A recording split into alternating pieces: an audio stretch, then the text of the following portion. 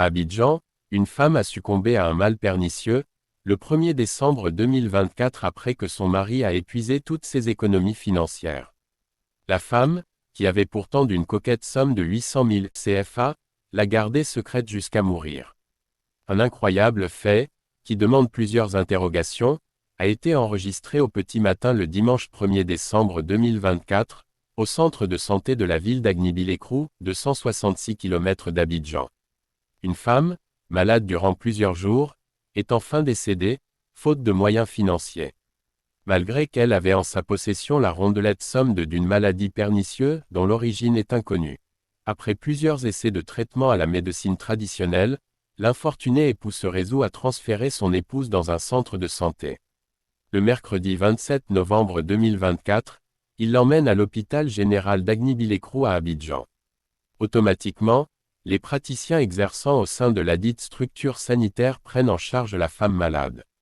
Le mari s'en charge des ordonnances, faisant d'incessants va-et-vient entre la pharmacie et la salle de soins de sa conjointe. Malheureusement, l'état de sa femme grabataire ne s'améliore pas après 2 jours. Le premier stock de médicaments affrétés au traitement est totalement épuisé.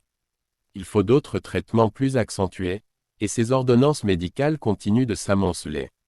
En fin de compte, le mari est totalement épuisé financièrement. Il demande même l'appui de ses beaux-parents accourus au chevet de leur parente malade, pour l'aider. Mais jusqu'à ce niveau, il n'a aucune réaction satisfaisante. En désespoir de cause, le mari décide d'aller dans son village, dans l'intention de contracter un prêt en vue de soigner sa femme. Hélas, à son retour, c'est presque sous ses yeux que sa dulcinée meurt au petit matin du dimanche 1er décembre 2024. On fait appel aux agents de la morgue pour la conservation du corps.